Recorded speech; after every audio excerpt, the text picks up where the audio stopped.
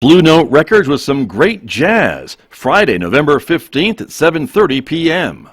The Farmington Civic Center, 200 West Arrington in downtown Farmington. Find out more online at fmtn.org/civic center or at 505-599-1148.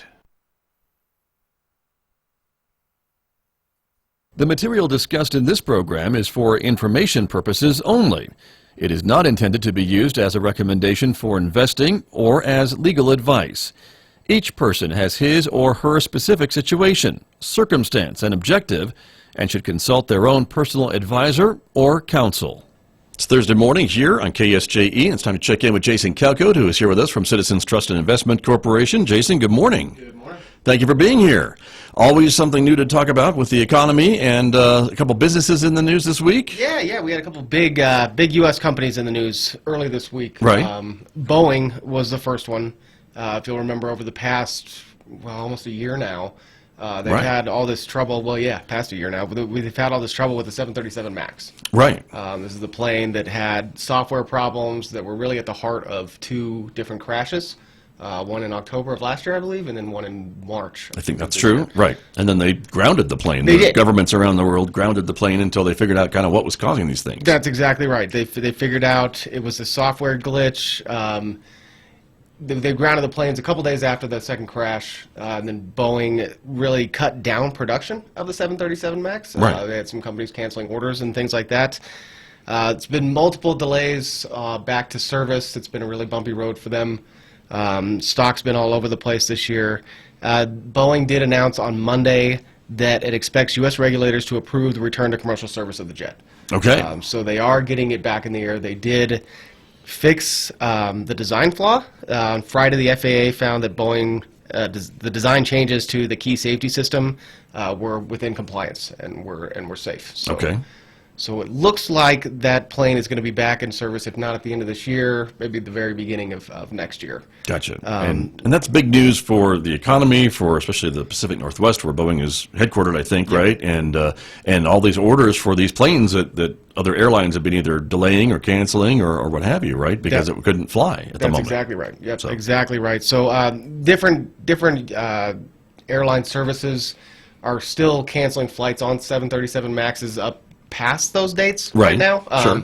But we'll see where that goes. But as a result, Boeing stock jumped 5% on Monday. Okay. So I would think that would do that. We're happy. Yeah, I would think so. When they get the green light to put it back up in the air. So that's right. So that was Monday and Friday, really. And then the big news on Tuesday, we had Disney in the news. Right. Okay. Disney seems to be in the news a lot lately. They've made huge headlines in the past few years. They've acquired Marvel, all the every other movie it seems like is a superhero movie. Well, that's these true. days. Yeah, it's a franchise for sure. Right. Yeah, and then Fox, they've got 20th Century Fox. They've got Star Wars now. So all these things that Disney started kind of buying up, well, now they've got their streaming service. Right. So they released Disney Plus on Tuesday to a roaring success. They've got lots of subscribers that signed up and met, I think, their initial goals, and so all that is good news as part of the streaming wars as we hear now between kind of like Apple TV and Disney Plus and Amazon and Netflix, of course, the gorilla in the room. But it's getting crowded out there. It is getting crowded out there, and that's where it's starting to move. Disney's they've got a lot of original content, original movies, stuff that their studio produced, whereas Netflix, they take some of the TV providers, cable provider shows, and put them on their service. But I'm not sure how much longer that's going to last. It may really start to break apart, and you'll see each channel having their own streaming service soon. Right. And as a consumer, I don't like that. No, because it's going to cost me more money to see yeah. some of these shows that I've grown accustomed to and appreciate and like watching. So anyway, that's right. But just to throw out some numbers, on the first day they had 10 million subscribers sign up. Just to compare, Netflix has currently 60 million. They've been around for a long time now. Right. And then Hulu, another service which is conveniently owned by Disney. Wow. But they've got 27 million, and they've been around quite a while too. So you've kind of got this Disney Plus and Hulu, where Hulu's providing some of the cable wants and needs, and then Disney's got all this back catalog of all their movies and things like that, all the Star Wars franchise. Right. And don't forget Disney owns ABC Television. I know, so they've got a lot of content there to pull from. Yep. So Yeah, we'll see. You can. I mean, I know there's bundles with ESPN Plus too. That's true. That's Disney again. property. That's Yep. right. So very interesting. Disney company was up 7.3% on Tuesday, and Netflix actually fell 3.1%. Okay. So yeah, big headlines from Disney and the streaming service, and I think it's going to change the game a little bit. It will. It's certainly getting crowded, that's for sure. So pay attention, everybody. But interesting. The markets reacting accordingly, I suppose, right? Yep. We have the Dow Jones that we can show people that was down a little bit maybe yesterday, but still up from a year ago. Yeah, it looks like it's starting down today. Yesterday did hit an all-time high. It was at 27,783 at the close yesterday.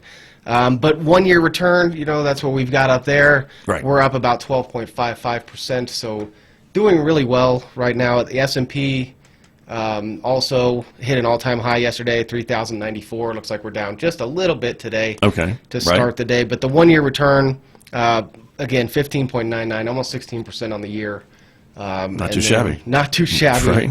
And then the NASDAQ? NASDAQ, that was the only one that was down a little bit yesterday.